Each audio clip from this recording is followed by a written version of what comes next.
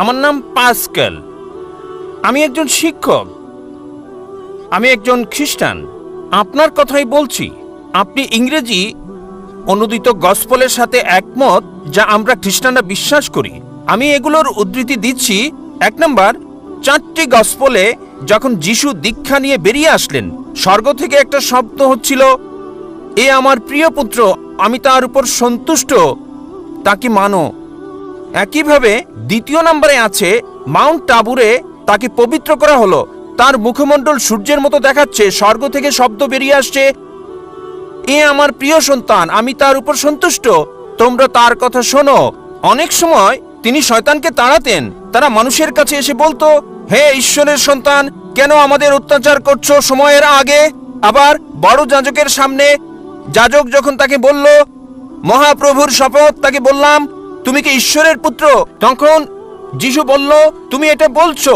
আর যাজক 5 নম্বর অনুচ্ছেদ বলছে, প্রধান যাজক যখন তারা যিশুকে অভিযুক্ত করলো, পিলাতের সামনে বলল, এই লোকটি বলছে সে ঈশ্বরের পুত্র, ধর্মমতে সে অভিকে ক্রুশবিদ্ধ করতে চায়। পিলাত এটা জানতেন না, সেজন্য তা যিশুকে ক্রুশে চড়াতে চাইলেন। তাহলে সে নিজেকে ঈশ্বরের পুত্র দাবি করেছিল, যদিও সে সরাসরি বলেনি আমি ঈশ্বরের পুত্র, পরোক্ষভাবে বলেছে। ধরুন আপনি ডাক্তার জাকির নায়েক, আপনি এমবিবিএস ডাক্তার, আর আপনি বললেন, হ্যাঁ ভাই আপনি বলেছেন, এর মানে এই নয় আপনি নিজে বলেছেন আমি ডাক্তার জাকির নায়েক এমবিবিএস। একইভাবে যদিও যিশু নিজে বলেননি আমি ঈশ্বরের পুত্র, তিনি সম্মতি দিয়েছেন। সম্ভবত ভদ্রতার খাতিরে তিনি বলেননি আমি ঈশ্বরের পুত্র। আবার আরেকটি উদাহরণ। ভাই, আপনার প্রশ্ন ইতিমধ্যে 5টা অনুচ্ছেদের উদ্ধৃতি দিয়েছেন, কোনোটারই রেফারেন্স বলেননি।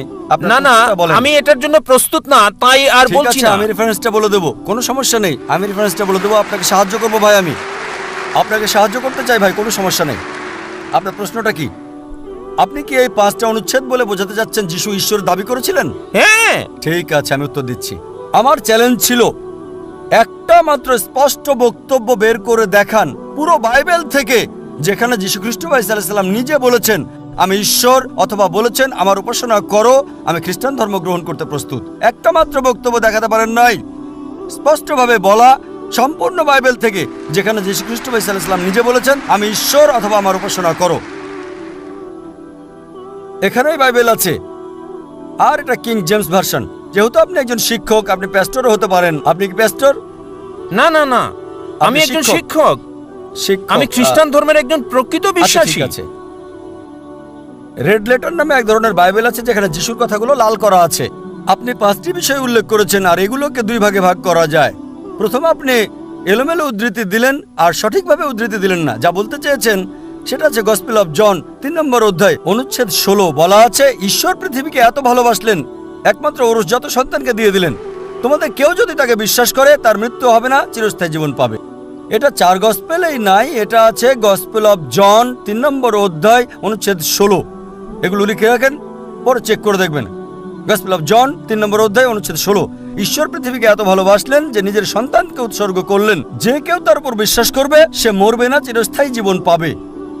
আবার আপনি উদ্ধৃতি দিলেন 5ম বার শেষ দিকে যে যীশু খ্রিস্ট বলেছেন তিনি ছিলেন ঈশ্বরের সন্তান। আপনি বলেছেন, আপনি কি জানেন বাইবেলে ঈশ্বরের পুত্র এ কথাটা অসংখ্যবার বলা আছে। যদি আপনি বাইবেল পড়েন, আদম ছিলেন ঈশ্বরের পুত্র, আল্লাহ তাকে শান্তিতে রাখুন। ইব্রাহিম ছিলেন ঈশ্বরের পুত্র, ইসরাইল ছিলেন ঈশ্বরের পুত্র। আপনি যদি রোমান্স পড়েন 8 নম্বর অধ্যায়ে বলা আছে তারা সকলেই যারা ঈশ্বরের আত্মার দ্বারা পরিচালিত, তারা সকলে ঈশ্বরের পুত্র। আপনি যদি ঈশ্বরের দূত হন, আপনি ঈশ্বরের পুত্র। যদি আমি ঈশ্বরের দূত হই, আমি ঈশ্বরের সন্তান বাইবেল অনুসারে। কিন্তু তারা বলে না না না না না, যীশু খ্রিস্ট স্বাভাবিক সন্তান না, তিনি ঔরসজাত সন্তান। এবার আপনার শেষ প্রশ্ন ঈশ্বরের পুত্রের ব্যাপারে। বাইবেলে অসংখ্য ঈশ্বরের পুত্রের উল্লেখ আছে। আদম ঈশ্বরের পুত্র, ইব্রাহিম ঈশ্বরের পুত্র, ইসরায়েল ঈশ্বরের পুত্র। যারা ঈশ্বরের আত্মার সাহায্যে পরিচালিত তারা ঈশ্বরের পুত্র। কিন্তু খ্রিস্টান মিশনারিরা বলে না না না, যীশু খ্রিস্ট স্বাভাবিক পুত্র না। আসুন আপনার প্রথম প্রশ্নে, তিনি ঈশ্বরের ঔরসজাত সন্তান। তারপর তারা বলে যা আপনি বলেননি, আমি আপনাকে সাহায্য করছি। গসপেল অফ জন 3 নম্বর অধ্যায় অনুচ্ছেদ 16, ঈশ্বরের পৃথিবীকে এত ভালোবাসলেন যে নিজের সন্তানকে উৎসর্গ করলেন, যে কেউ তাকে বিশ্বাস করবে সে মরবে না, চিরস্থায়ী জীবন পাবে। ভাই, আপনি কি বিগটন শব্দের অর্থ জানেন? বিগটন শব্দের অর্থটা কি? না, বিগটেন শব্দটার অর্থ কি? বিগটেন মানে এটা না যা আপনি বুঝেছেন, এটা মানে আমি আপনাকে এটা হতে পারে জিজ্ঞেস না। করছি বিগটেন শব্দটার অর্থ কি? হ্যাঁ আমি জানি। বিগটেন শব্দের অর্থ কি? বিগটেন শব্দের দুটো অর্থ রয়েছে। যখন মানবজাতির বিষয়ে বলেন সে বিগটেন মানে তার রক্তমাংসের পুত্র। যখন ঈশ্বর বিগটেন বলেন তার মানে এটা কাউকে বোঝায় না, তাকে জন্ম দেয়া। এর মানে হলো গভীর সম্পর্ক পিতা এবং পুত্রের মাঝে, এটাই যথেষ্ট। যদি বলেন পুত্র, আমি বলি ধরেন কেউ এখানে আসলো আর আমি বললাম হে আমার পুত্র, সে কিছু মনে করবে না, কারণ তার অল্প বয়স। যদি আমি বলি যে পুত্র এখানে আসো, সে আসবে। যদি বলি বিগটেন সন এখানে আসো, সে আমার গালে চড় মারতে পারে। এই অভিযোগ করে যে নাউজুবিল্লাহ আমার দৈহিক সম্পর্ক তার মার সাথে। ঠিক যদি একটা ছোট বালককে বলি বিগটেন সান, বা একটা যুবককে হতে পারে 23 বছরের, আমি 40-এরও বেশি, যদি বলি বিগটেন সান এখানে আসো, সে হয়তো আমার গালে চড় মারতে পারে। কেন? বিগটেন মানে ঈশ্বরের দ্বারা শায়ার, শায়ার মানে নিম্নজাতের প্রাণীর যৌন ক্রিয়া সম্পর্কিত। আর এ কারণে যদি আপনি রিভাইজড স্ট্যান্ডার্ড ভার্সন বাইবেলটা পড়েন, সংস্করণ করেছে 32 জন উচ্চ পদস্থ খ্রিস্টান পণ্ডিত, যাদের সমর্থন করেছে 50টি খ্রিস্টান চার্চ।